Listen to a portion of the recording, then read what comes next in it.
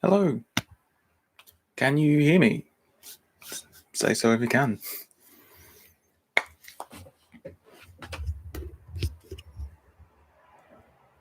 Excellent. Might wait for a few more people to come in and we'll get started. But yeah.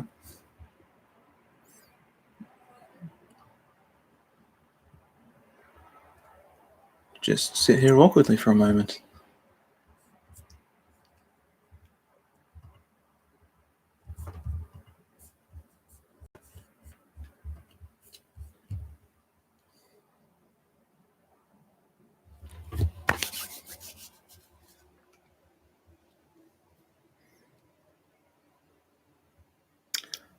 Yeah. I can imagine my mother's actually a teacher as well. Might be doing something like this right now. So yeah.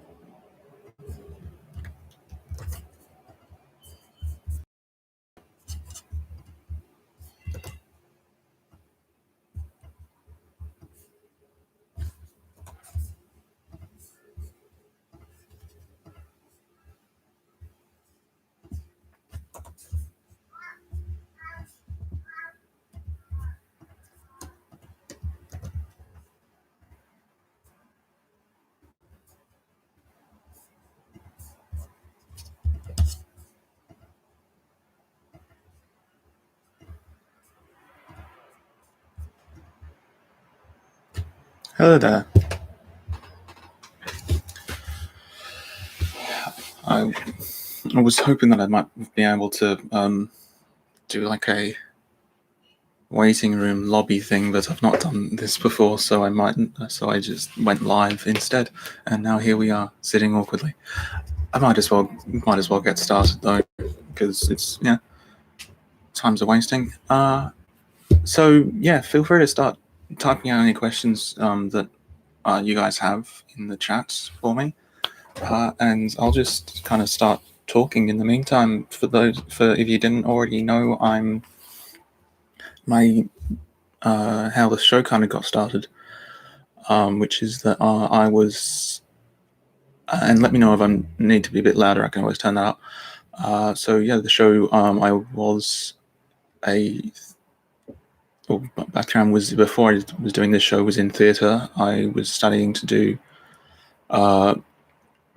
studying to like backstage work for like theatre and that sort of thing, and then on an internship while I was at university, I just kind of came up with like the intro for the show kind of came first, the hello and welcome to etc., and I kind of came up with that and sent that to my friend Zane, who has a bunch of podcasts stuff going on, has like a little collective is the word, not rather than network, I think. And was just like, hi, what do you think of this? And the response was just, yeah, I want to listen to that. So spent about finishing up my uni degree, slowed it down, and then I spent a little while working on season 1, and then 2020 happened, and suddenly there wasn't theatre to be doing, and so instead the podcast and editing other podcasts and that sort of thing kind of became my main deal, and that's the main story. A man in a suit just ran past my window. So yeah, season 3. I think it went okay. I think people liked it. Just gonna angle that a bit better. I think people liked it. I hope you did, and if you didn't, please tell me. Or don't. Ow. Yeah. So yeah, feel free to have any questions you have about the show or anything in the chat whenever you're ready. I think I've posted the link to the chat everywhere. I'm not sure if this was a good time for people as well. Inspirations for the show. Yeah, kind of. I mean, I like the shows where they have like TV shows and that sort of thing, where they like the Monster of the Week style show is I'm always a fan of that. And then I always like the way you can use that to build up a broader story over time. So one of my favorite shows was Fringe, and so that was kind of an inspiration. You might be able, if you've watched the show, you might be able to kind of be like, oh yeah, because it's it's kind of like X-Files, where it's the common myths and conspiracy theories and that sort of thing, and then kind of twisting them and inserting them into your own story. That was a big thing I liked. And then as far as like other audio dramas, yeah, kind of to a degree, like a little bit Welcome to Night Vale, in as far as what kind of made me bounce off that in the end was the way that it built up an ongoing storyline and then kind of dropped that at a certain point, or like put that more in the background. So that was kind of a inspiration for me. And as far as, well, if I'm only ever going to make the show bigger, sort of thing. I mean, like, there might be ways that you can kind of organically shrink the narrative back down a little bit and kind of strip it back a little bit. But I think that, yeah, I think I'm always conscious that forward momentum in the narrative is quite important, and having to make sure that it always feels like there's a destination it's going to, even if it's just like a stop along the way, not letting it feel like it's slowing down unless it's on purpose, is kind of the vibe, I guess. Yeah. So yeah, it's inspiration wise, it's kind of like things that I want to be writing about as well. It's I kind of write it in terms of what I would want to be writing, because I'll kind of make it whatever I want to be writing about that day. Kind of is able to slot in with the way that the narrative works in this show.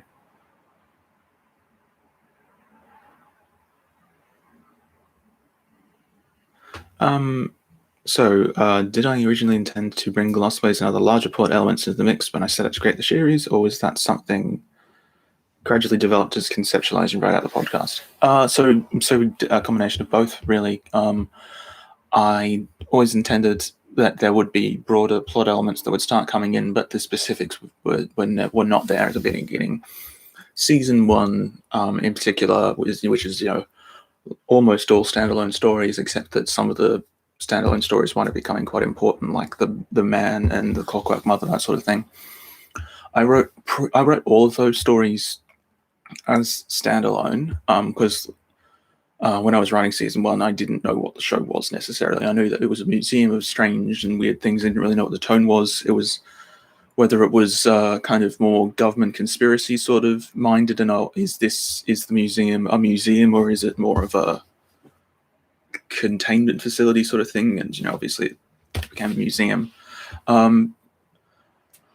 So there was always meant to be a broader plot coming in, but the specifics are always developing along the way, where it was like I come up with a story about the Glassways, and then it's like that's something that should have bigger consequences and bigger implications, and then I kind of am able to tie that in with the other things that are actively going on. So like I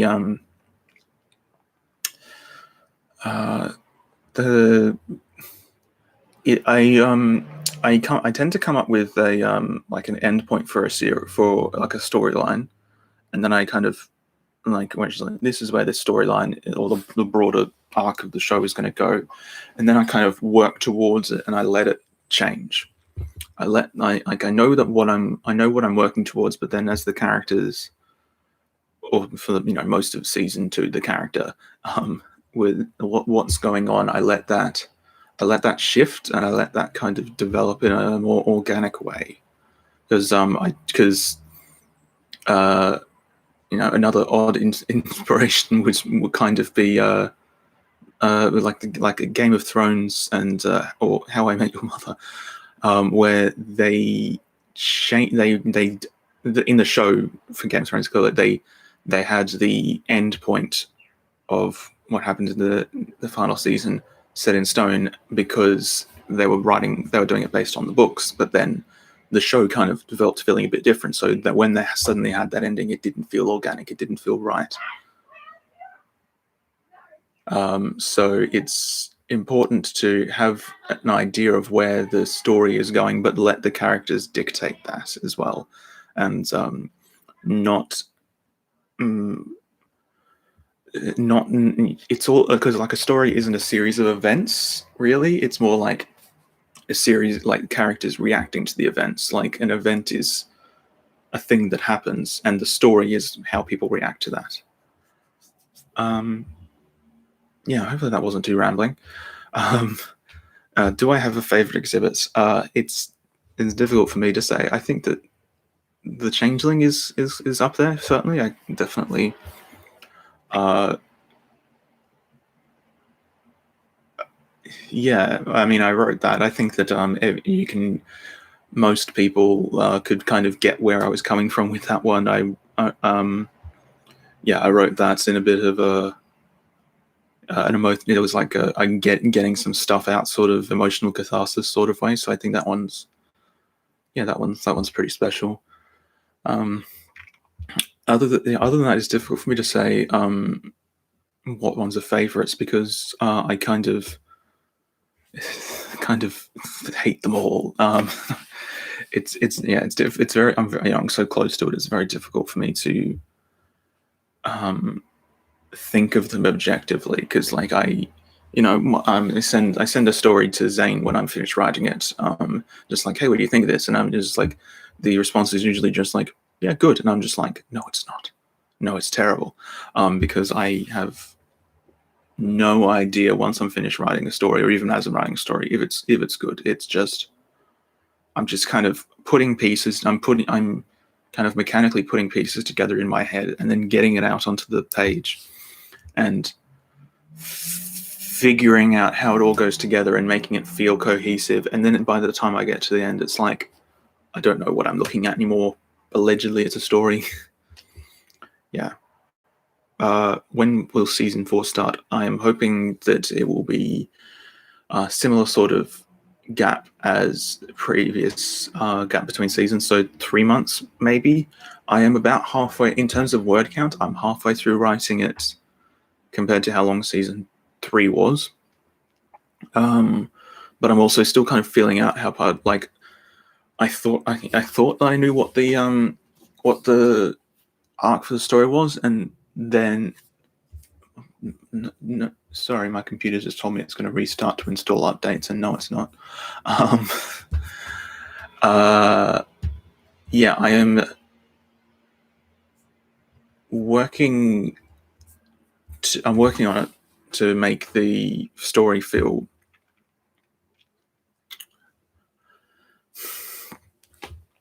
Basically, I know where one of the storylines is going to end. I thought that was the whole storyline for the season, more or less. And then, as I've been writing it, I've realized, no, I should probably actually, like, this isn't actually a whole season's worth of story. And then I realized that I can have another storyline that I was intending on having kind of maybe happen later. I've kind of realized that I can work that in parallel to what I was working on. So the amount of work that will be going into it is probably like the same again as what I've already done. So it's kind of 3 months, hopefully, like end of October. I saw someone saying it's just like, oh, what if it releases in time for spooky season? And I was like, hopefully just barely. Yeah. So that's that. Are there any exhibits I've seen people on socials that surprised me by how much they were enjoyed? I mean, I'm always surprised when people like the show. I mean, the biggest fandoms or hits with people are definitely the audio tour guide itself, followed by the cat and the bull, which is like, they're cute. It is what it is. Like, that's not surprising at all. I introduced a cute cat and a cute bull, and it's like, well, what did I think was going to happen? I don't know. I think I'm not really that I'm surprised by how much they're loved outside of those, because I kind of write every story. Like the idea is that hopefully every story will be someone's favorite, you know. And I think that so far, like, I don't think there's a few stories I don't think people have really mentioned that much, but I think that it's fairly that I think that's going okay, as far as like every now and again someone will mention a story that it's just like, oh, I really like that one. I was like, oh, cool, no one's really talked about that one before. So yeah, let me just bring up that document and see what the stories for this show are, because God, there's so many by now. There was definitely, actually, well, The Wooden Crown is underrated. That was what I was thinking about, where it was just like, yeah, every now and again people mention that one. I was just like, yeah, that one, yeah, all right, thanks. I mean, it's not, I don't know, it's surprise or anything, but like when people were saying, oh, in the last episodes of season 3, it's like every episode someone would be like, oh, new favorite episode. I'm like, sure. I don't know. Is the show getting better? I have no idea. I'm too close to it. I can't possibly say whether or not the show is actually getting better. Hello, just joined. Yeah, so hopefully end of October. Hopefully 3 months, around that sort of time frame for season 4. Yeah. Yeah, so it's difficult for me to say.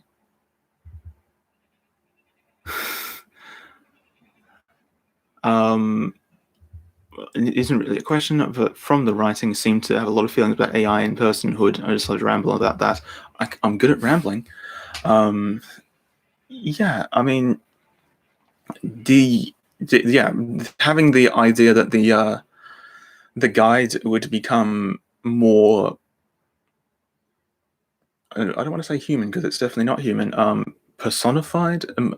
Um, yeah, it becomes more. It becomes self-aware, and that was definitely something that was going to happen from the start, and it was something was I was trying to make feel organic and that sort of thing, and not just be like, oh, it's suddenly happening, and that's kind of why things kind of go off the rails so quickly in the museum. Oh yes, the audio tour guide knows that you love it so much. Yeah, I mean, I always liked the AI characters in stuff like that. I've always enjoyed like the slightly different perspective, but also it's a perspective that was made by people. It's interesting uh, to kind of think about that, how that they something that was created and very designed by a person, well, by people, but it isn't considered a person. I always like stories like that. You know, I always liked HK7 from the Knights of the Old Republic games. Always had him in my party. Yeah, and the way that in a lot of stories, I think that the artificial intelligence character is often a bit of a secondary character. It's always kind of either very utilitarian in that, oh, it can solve the problems sort of thing, or it's just kind of a secondary character. It's there to it does the maths, or it does the technical job. And I liked, as I was developing the audio tour guide's character, of instead of being it wants to be more, and it kind of feels itself becoming more, but it doesn't know what that means. And instead of having it's got kind of a technical job of knowing its way around the museum, but instead it tells stories. I liked that as an idea of having having an artificial intelligence being that is kind of artistic in that way. It's not just doing cold calculations. Does the audio tour guide have feelings, emotions? Does it validate them as feelings and emotions? Yeah, maybe it's. God, that's cold. It's one of those things where that's kind of part of what makes it interesting to write that, whether or not it feels emotions in the same way that we do, whether or not it should. It's kind of, I mean, in the context of the story, it's also an AI that kind of came about by accident and is partly kind of designed and partly just kind of developed. It's developed on its own and kind of created itself. So it's, I don't know. I think that it thinks that it has emotions, and there's no real. It's like do other people feel emotions the same way that you do? And it's just like, well, expand that out to, does a creature with a completely different being feel those emotions in the same way? I think that that's an interesting kind of thing to have in the back of the head as something that kind of can't possibly be answered, whether or not it does. And that's kind of that's kind of like, as well, part of what the head of restoration's relationship with the guide is and is going to kind of be going forward, is that difficult kind of like figuring out whether or not she thinks that is feeling these things, is thinking these things, or if that's a completely mechanical, it is programmed to X. She kind of thinks of it as in terms of it's a machine, so it's an if then else sort of setup, and that's going to be part of the interesting part of their relationship going forward, is like whether or not that changes, because isn't it really? I mean, in humans, it's kind of a if then else sort of thing. We're also kind of organic machines. So what is the guy different because it's not organic, and also should it be the same or should it try to be different? Yeah.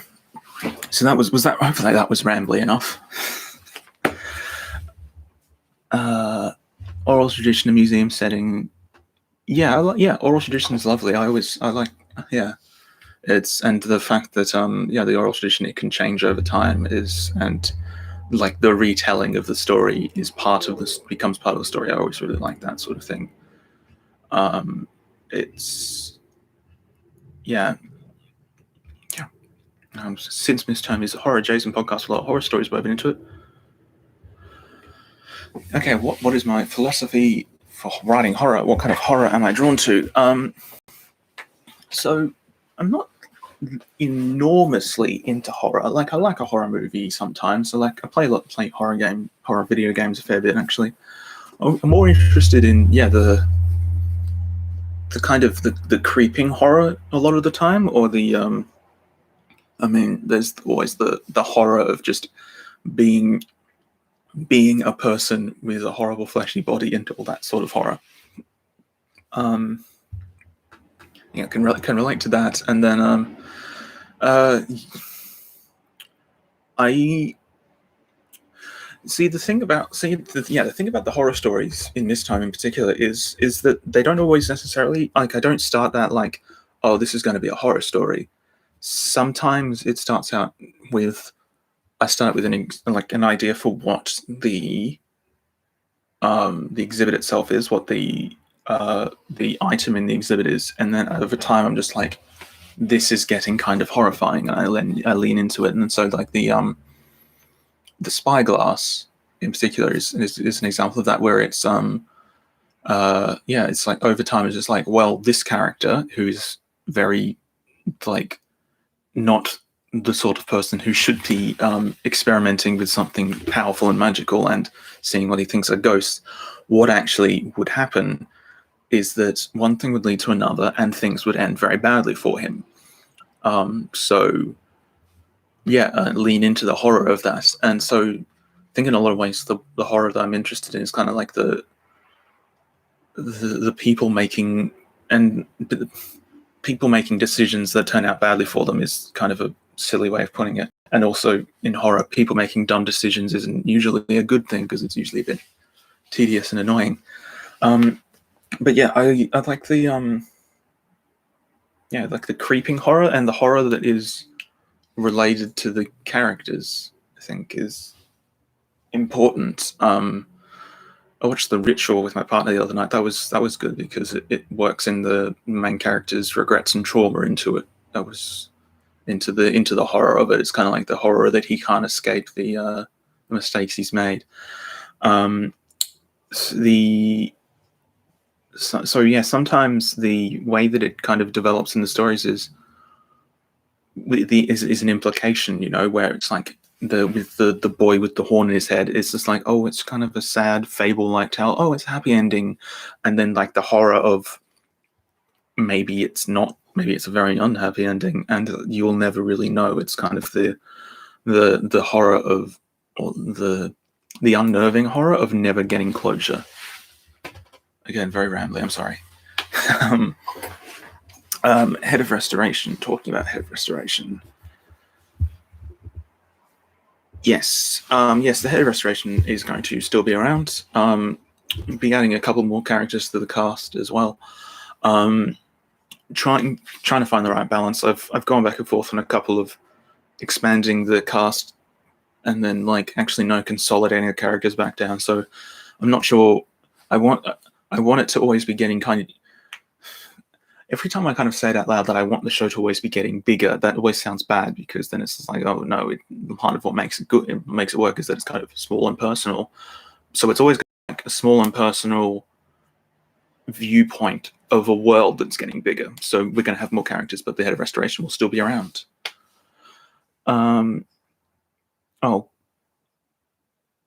Sorry. Yeah, you did ask that earlier about whether there is a broader plan in mind for the show, or is it kind of slowly rolling as you go?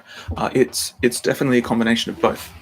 So, like I said earlier, I kind of have plot points in mind, or destinations in mind, for like the broader arcs of the series, of the seasons and that sort of thing, and then for the series, and then I let the characters find their way there, if that's not a wanky enough way of saying that. So in season, the example I want to use it because it's quite recent, is season 3. I always had, at the end of season 3, I always knew that would be the point where the arc would be wrapped up, and all of the lost people would be brought back.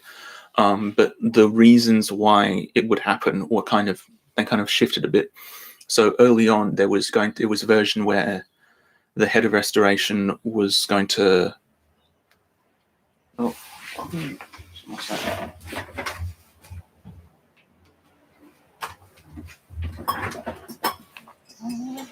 This is Teapot. He was just licking something on the ground. So at the start of when I was working on season 3, yeah.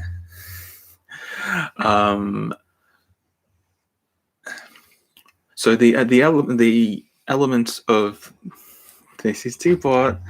The element of the wish engine was something that was kind of there in some form or another from early on. Do you want to be here or not? Okay, wow, bye.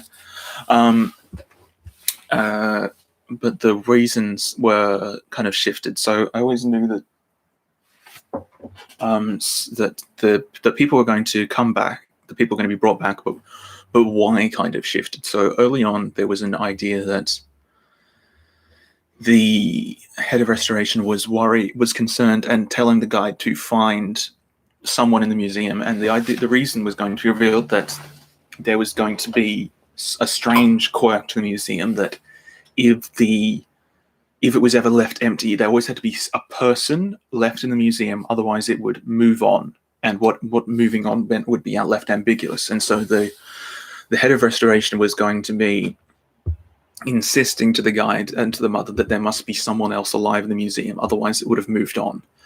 And the culmination of that arc would have been the head of restoration finally leading the guide to what would have become the head of the wish engine, or I think at this point it was more like an emergency override, some sort of thing like that. But it was the guide that she had finally accepted that the fact that the museum hadn't moved on meant that the guide or the clockwork mother or both were people, and so she accepted their personhood, which would have been a very neat way to wrap that arc up, and too neat, I realized in the end, because it didn't really rely on the people's reactions to the events so much enough. It didn't rely on. It wasn't the culmination of a series of decisions, the way that I think that season 3 wound up working a bit better with. Where it's not that, oh, here's what you can do to solve the problem, I accept you're a person. It's she thinks that the situation is so completely dire and unsalvageable, and the guide realizes that it is too, and so it does something completely rash by making a wish on the wish engine, knowing that it doesn't know what will actually happen. And it becomes the guide has to, instead of some arbitrary the museum or the universe declaring that the guide is a person, the guide has to make its own decisions and move forward and live with those decisions. So yeah, that's kind of this all started as me explaining how the broader plot is going to develop. But I think that's a good example where I know where season 4 ends. I know where maybe season 5 or 6. I'm not sure how I feel out how long the seasons are as I'm writing them. I kind of have the destination in mind, and then I let the narrative change the destination, because otherwise it could feel like it's kind of shunting to its destination, that they're on rails, whereas they have to dictate the narrative. Yeah. do I have any exhibits I've wanted to write but couldn't work into the story for one reason or another? There was always, something about time travel, actually, or something like that, or was always something I thought about working with, but the length of time the length of an exhibit felt too constrictive for a good time travel story to work. And there was also one about I had a silly idea very early on, like season 1 ideas, where it was like, and it was just like, it was basically built on a pun, but it also felt like it could the idea of a lepidopterist who accidentally causes a butterfly effect. Like a butterfly collector causes a butterfly effect. That was the whole thing. And I kept trying to figure out how to do it. And kept being like, what if he accidentally, like his whole life, he wants to find this one specific butterfly. He loves this butterfly, but it's extinct. And then maybe he travels back in time and accidentally causes it to go extinct. I'm just like, it feels like there's something almost there. And then it's just never coalesced in my head. So that story has just never happened. So that one's for you guys, because I don't know. It's such a silly idea, but I just keep coming back to it every now and again, be like, could I write that? And no, the answer's no. Apparently, it's too big a concept, I guess. Wish engine boggles your mind. Yeah, the Wish engine was definitely one of those things where, the way that it started out as, oh, the wish, maybe there could be something in the museum where, oh, there's an emergency override that lets you have a wish or something like that. And then eventually it was just like, no, it's more interesting if it's this eldritch, bizarre thing that shouldn't exist, which, something that powerful probably shouldn't exist. And kind of how they're having it develop to be kind of a foil to the guide, where the guide is very intelligent and self-aware, but it has almost no power. It doesn't even have a body of its own, and it relies on others to a degree, whereas the Wish engine is enormous and physical and completely just a machine. It doesn't actually have like those sorts of broader thoughts like the guide does. Was kind of, I wanted it to be like, kind of after a season of the guide, realizing how much it can be, even though it doesn't actually have how much it can be, despite being so small. It encounters something that's enormous and nothing more than what it appears to be, and it's kind of a weird, terrifying kind of, hopefully unnerving kind of idea is what I was going for there. Each season has had more episodes than the next. Do I think the trend will continue? That is, I hope not. I don't know. Season 1 was just like talking with Zane, being like, "Oh, how should I develop this? I've not written a podcast or anything before." And Zane was like, "Well, you should have a certain number of episodes ready to release, and then release them. Don't try to keep up with the writing as you're going." So it's like 6 episodes felt good, and then for season 2, it was just like, well, all the plot beats I want to hit over the course of this, like I want to let the guides, because that one was really it was like an emotional journey for the guide as it thinks it's going to die, and then it's becoming more, and it's becoming more self-aware as the story goes on. And then they get to the end and you realize that there's actually been a plot going on the whole time that I didn't realize, with the little hints hidden here and there about the man with the voice and the mirrors and all that sort of thing, and just realize there's a plot that's been it's been so focused on its own kind of what's going on inside it that it hasn't actually been aware of what's been going on outside.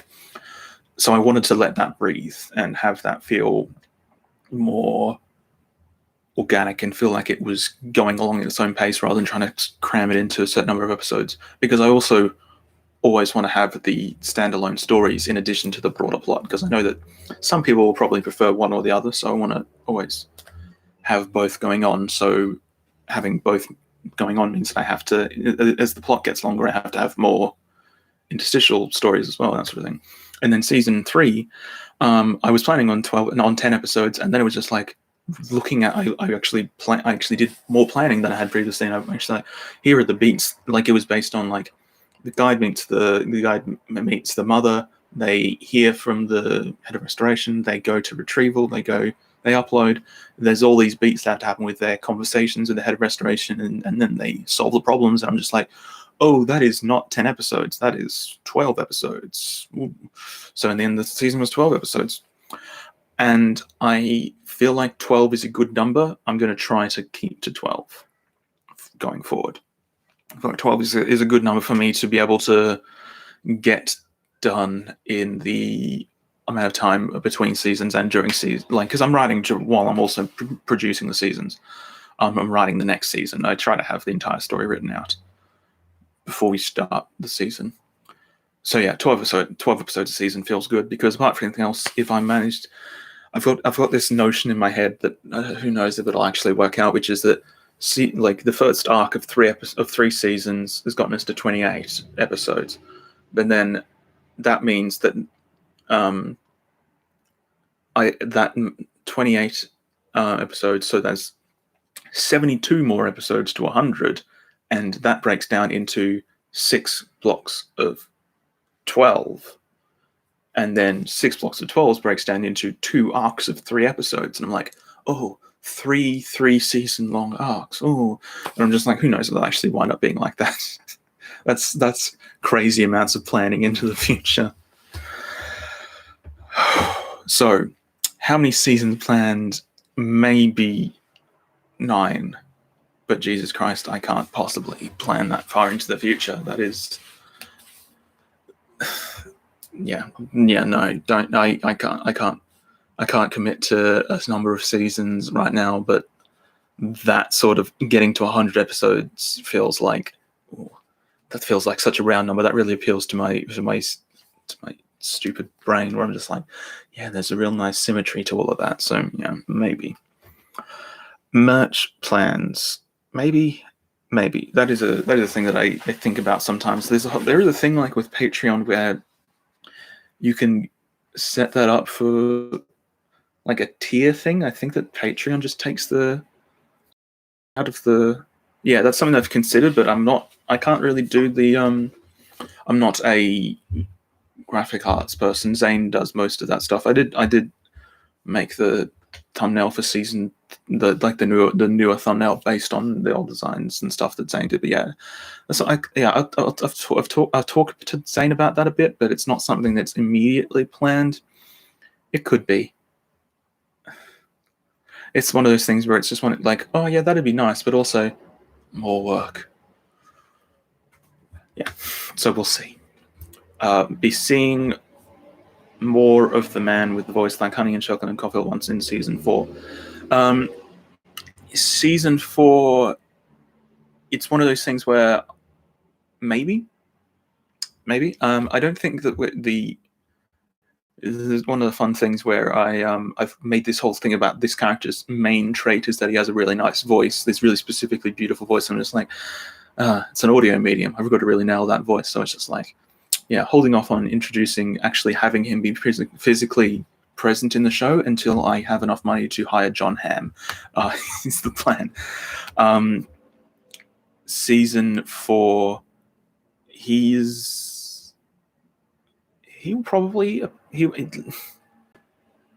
see. I mean, I'll just kind of give you guys the teaser, which is that season 4 is more about the search for the curator, where it's just like there is an like the curator is gone missing at the end of season 3, and it's just like, yeah, we'll be going out. We'll be going beyond the museum itself. There'll be expeditions beyond the glassways, kind of as a combination of, hey, more exhibits. There's whole other worlds on the other side of these things, but also, hey, is our boss on the other side of one of these? Maybe we should find that. We should find them. So that's kind of the vibe. And it is kind of like mentioned in one of the in I think the first episode of the season. The guys is going to be like, hey, shouldn't we be searching for the man? And it's just like, look, we've got a lot going on here. Like, we need to find our boss. We need to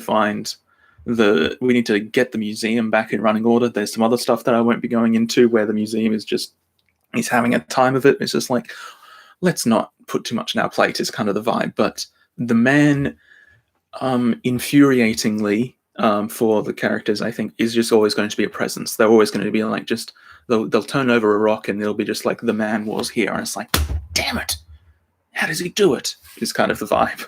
I think he's just, and I think that the kind of the vibe that I want to go for with him for a little while is just and I have kind of already gone there, where he's just like, he's kind of just everywhere to a degree. But yeah, so yeah, he's going to continue being an important aspect as well. Enjoy the character series in general, but some of the background characters have been mentioned or referenced more than just once. Amina D, the man with the voice. Yeah, I mean, Amina is a lot of fun. It's just like, I mean, I knew that as I was writing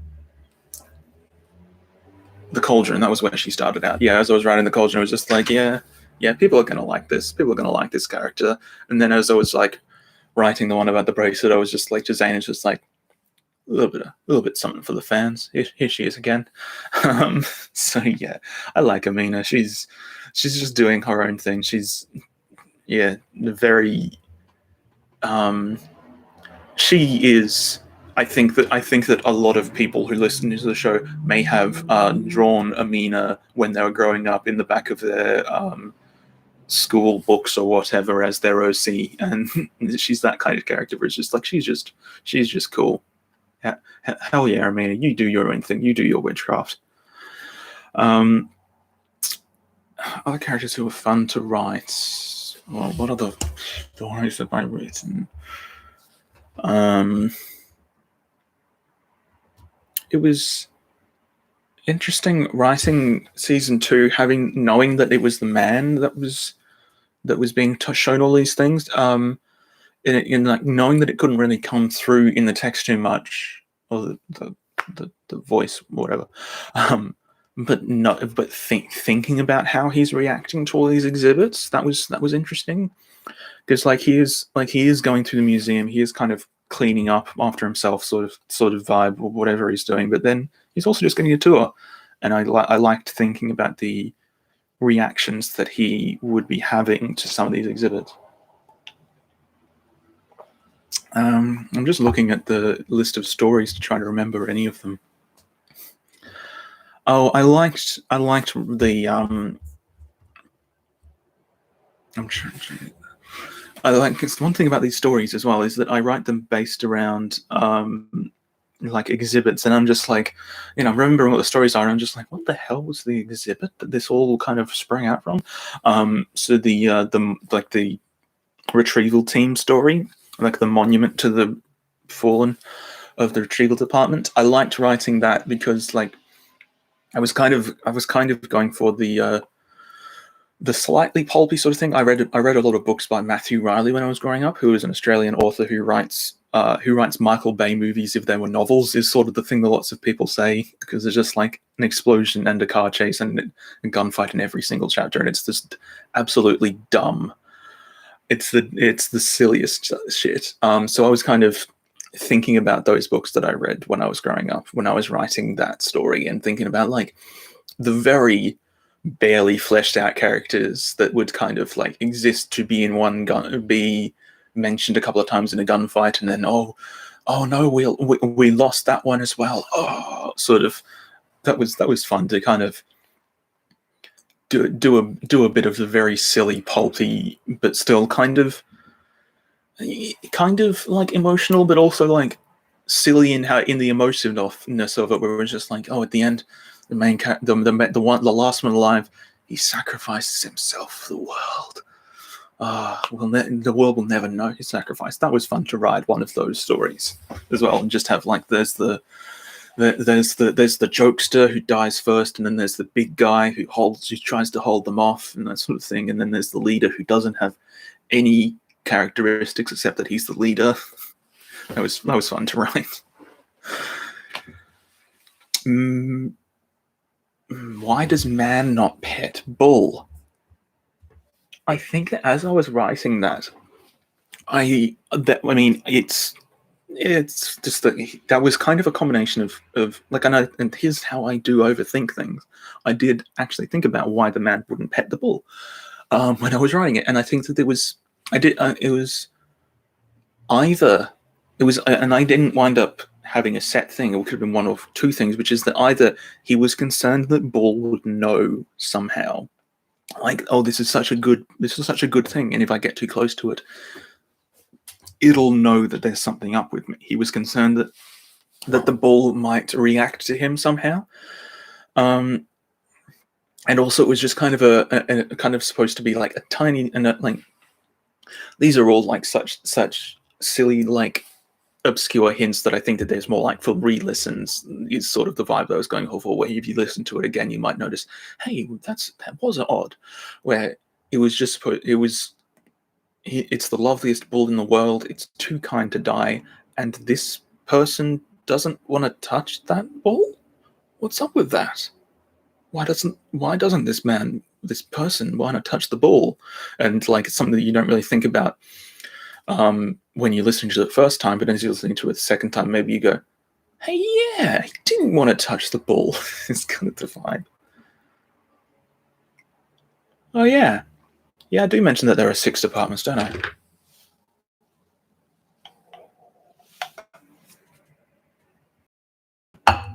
Any other questions? No, I think that's the first time everyone's pointed that out.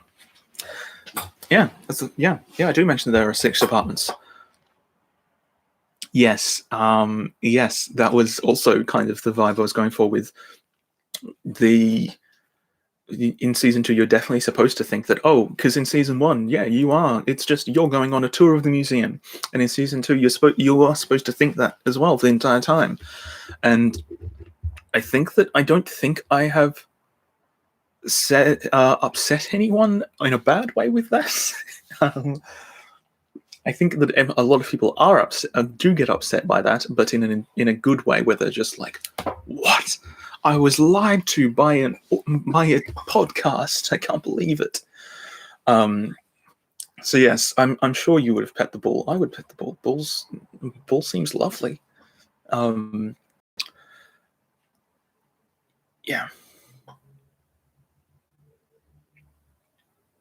So in any museums in real life I took inspiration from, in terms of layout, audio tours, etc.? If not, what's the museum we're visiting? Not really. I have visited museums before. Didn't wind up going into the Louvre because it seemed like far too crowded, but I did go to the Musée d'Orsay. And I went to the one in London, I don't remember what that one's called, and saw a couple of my favourite paintings there.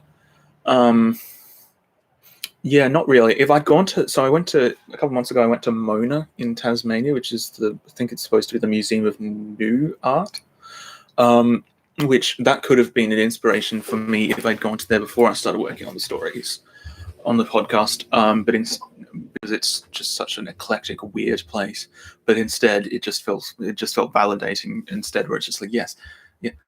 The way that I've set up this fictional museum does make sense. It does work because this other real museum is also kind of crazy. It's fine. I'm not my show isn't inconsistent. So no, not really specifically inspired by any one museum, because the museum in the show, I really want to avoid giving too much description about it. So that, because like, it exists in your mind is kind of what I'm going for, and that's why I don't give too much description of most characters as well, because when I start describing them, and like, maybe this is frustrating for some people, because I think a lot of other shows in the same genre as me do give more descriptors, but I want people to be able to imagine the stuff themselves, and like, you're going on a tour through the museum, and it's supposed to exist in your head to a degree, so I don't want to contradict you too much by describing the decor too much, because yeah, like, if I describe the decor 30 episodes in, and you're just like, well, I've been thinking about it wrong for 29 episodes, sort of thing. So yeah.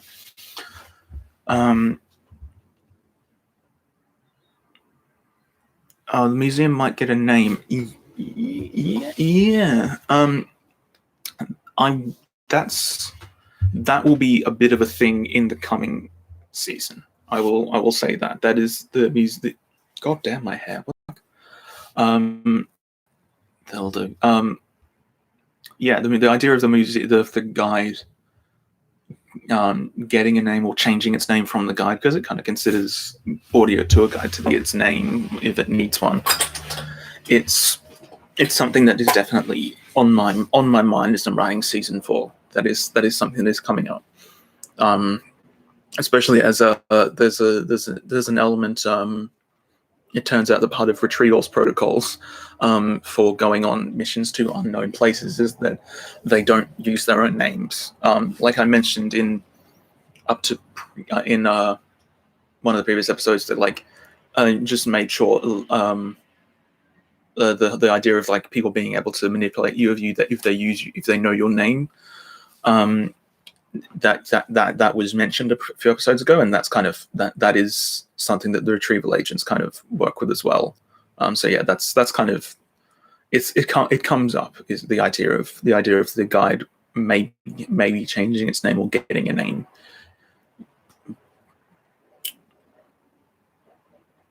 Let's see. So yeah, have I missed any questions so far?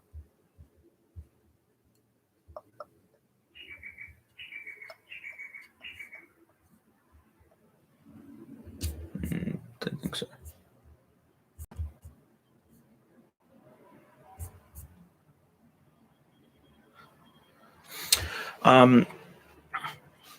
Yeah, one of those things where so does the museum take applications when it has job openings, or do prospective employees find the museum? I think that a combination, maybe, because like I think that you can get a job the traditional way at the museum, but like part of me wants to say like it's the people find their way there the same way that that exhibits do, but then that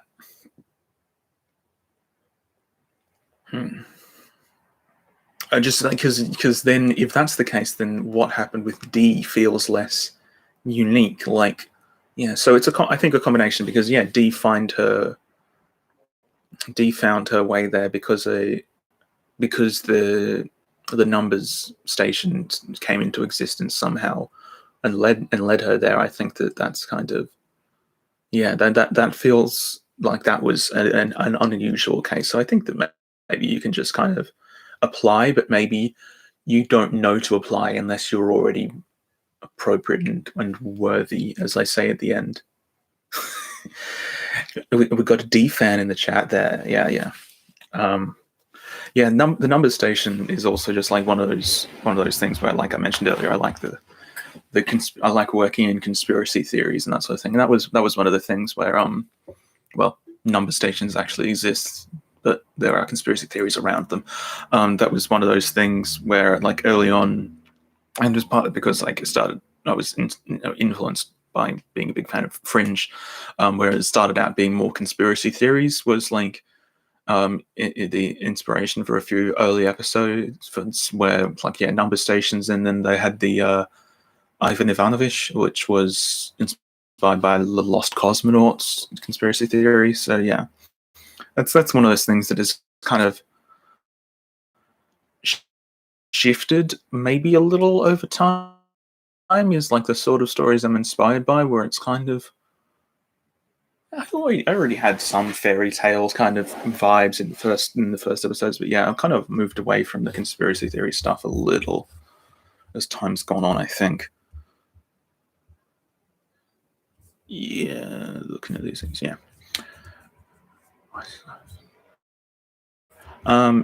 Any other questions? Happy to answer them.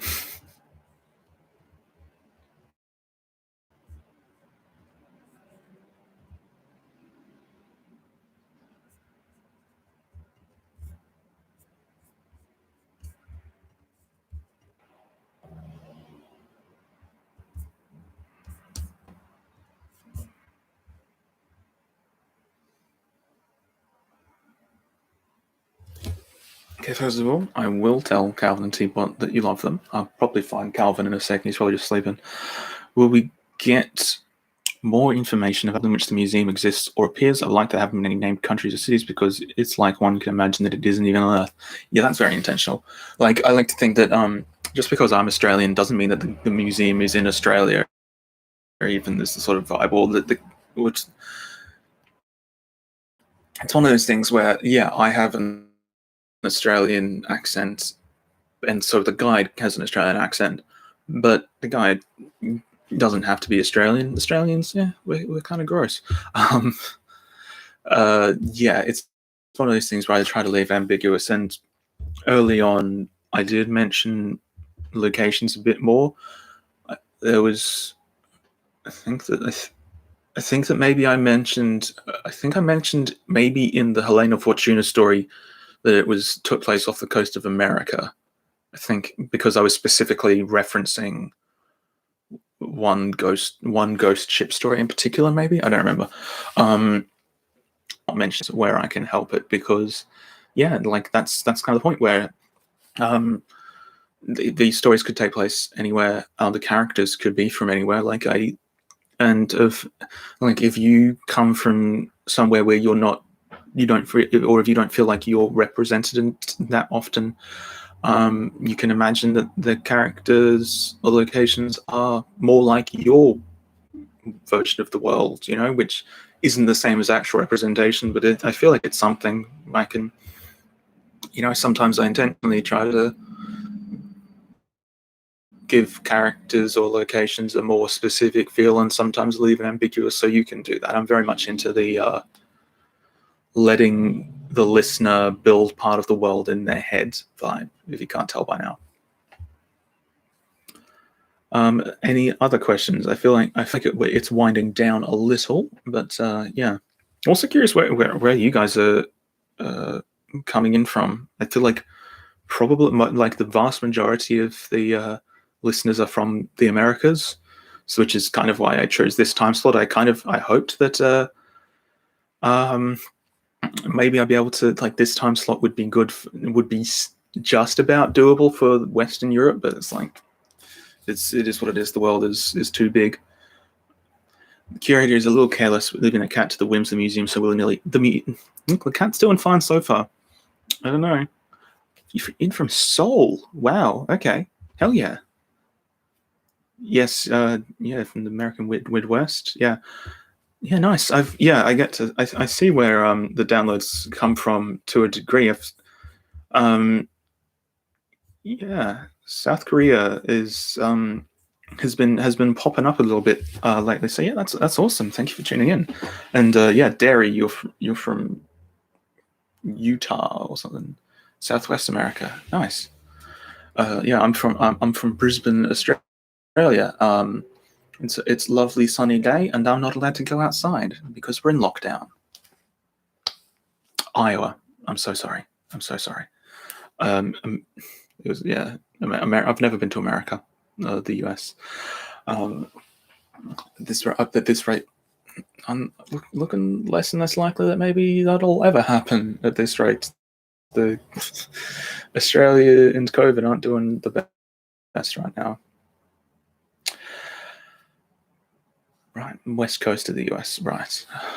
Yeah, awesome. Yeah, it's crazy seeing all around the world. It's like because with Acast, which is what I'm hosted on, it gives me like a little map of the world, and it's like early on, it's just like seeing like country after country kind of pop up, just like someone listened to it here, and I'm just like, this feels like a much more wholesome game of like Plague Inc. or something, where I'm just like, oh, really hope someone in Madagascar listens, Yeah, it's been fun seeing where they pop up. Like I think I've got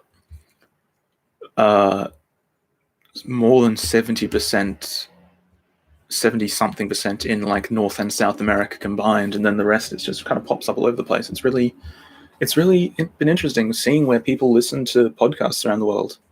Been getting a lot in India as well, that sort of thing. Yeah, it's rad. It's yeah, I see there's a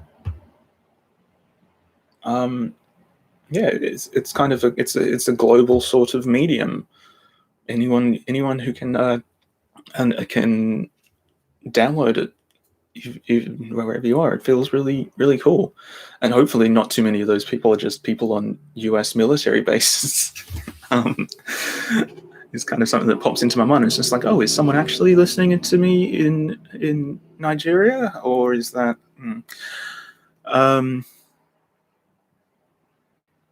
7 a.m. in one of the surfboards. Maybe that's like Adelaide or something. Yeah.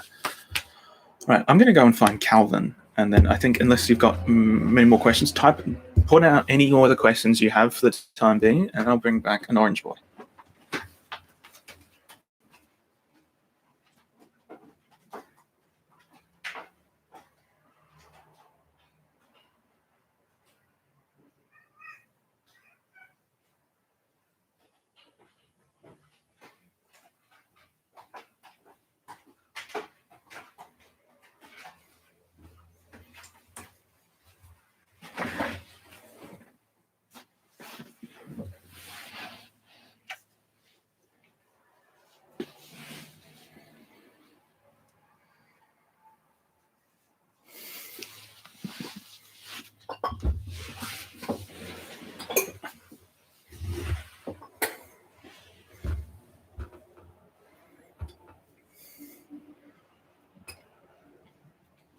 God, he's shedding so much. Jesus Christ. It's winter. Why are you shedding like this, man? What are you doing? This is Calvin. He's my kitty. Teapot belongs to my housemate. He likes being held even less than Teapot. Teapot actually likes being held most of the time. Yeah.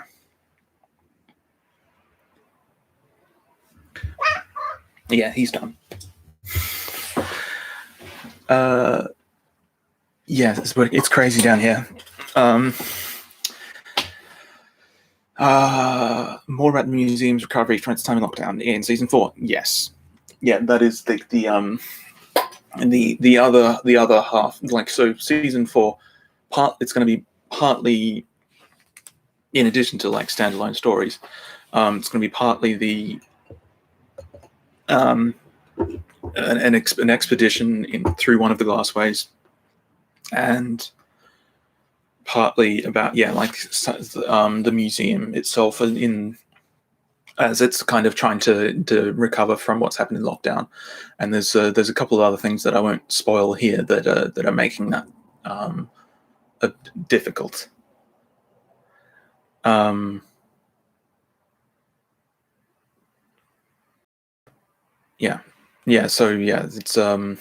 it's definitely not going to just be because we've had 2 seasons about how the music is in lockdown and things are bad there, and it would not be.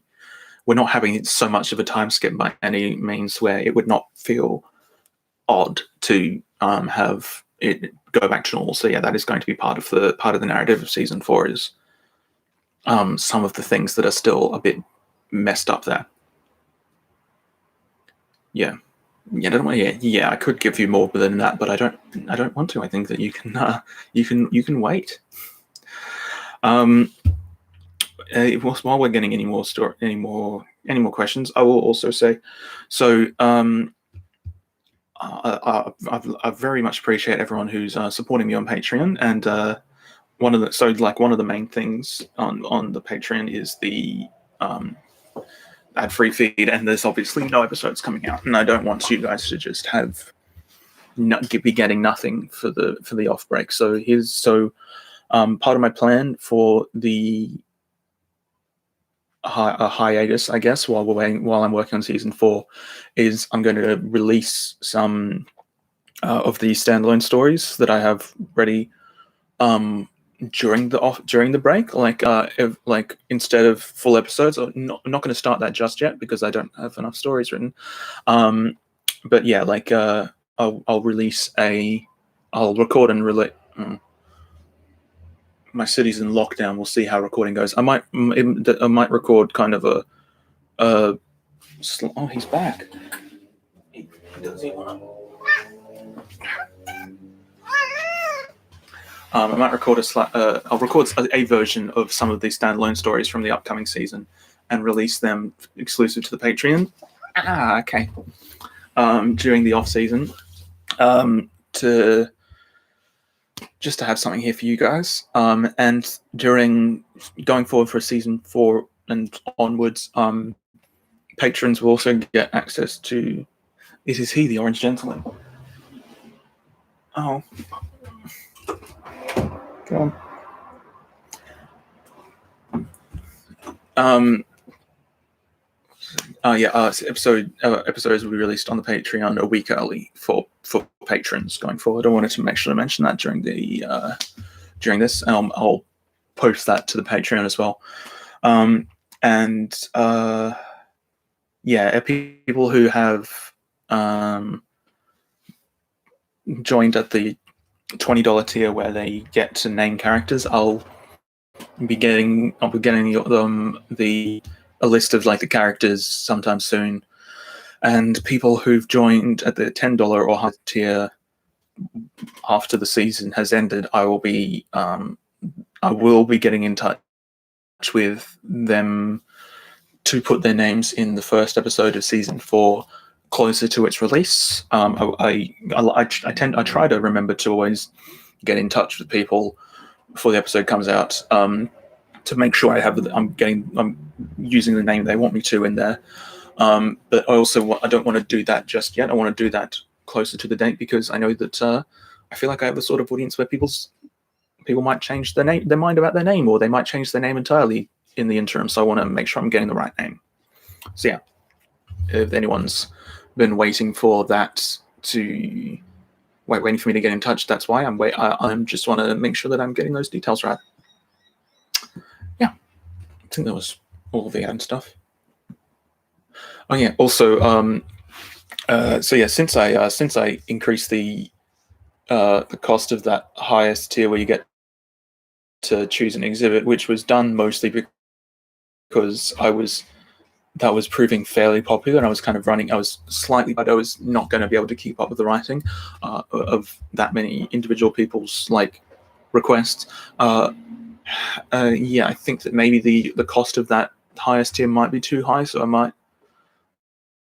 If anyone is just like, yeah, I've considered that, but it's too much for me, let me know. I'm always happy to drop it back down again a bit.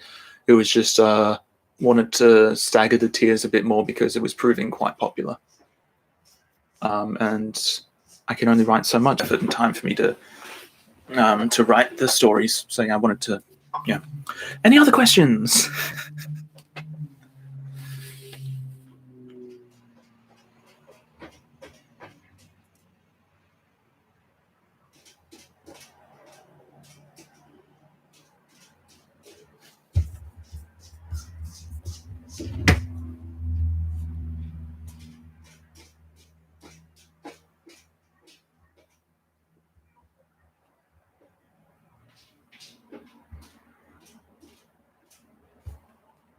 Oh, okay. No, that's very valid. Have a good sleep. Thank you so much for coming along. Yeah, awesome. Good night. What day is it? Friday. Yeah, my week's been going okay. I ran ran a Dungeons and Dragons session for some friends last night. It went okay.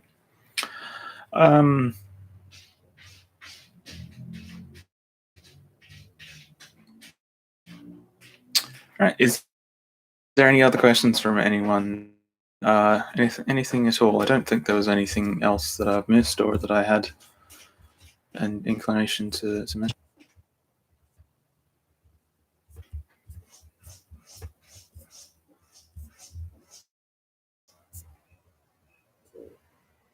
Oh, thank you. Thank you so much. Well, then I think I'll wrap this up here so it doesn't drag on too long for anyone who wants us to watch the VOD, which should be available. I'll have to double check what the deal is with YouTube Live. But yeah, thank you so much to everyone who's come along. This has been a lot of fun. Always, yeah. And if you guys have any more add to it or improve about it or about the show as well, I'm always happy to, and especially for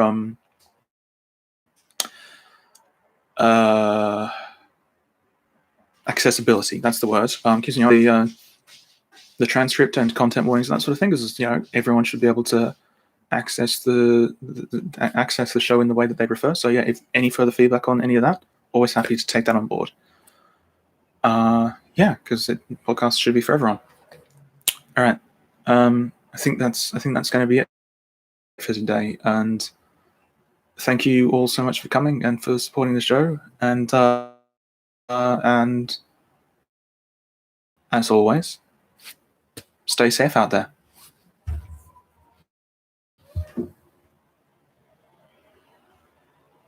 Thank you too. Yeah.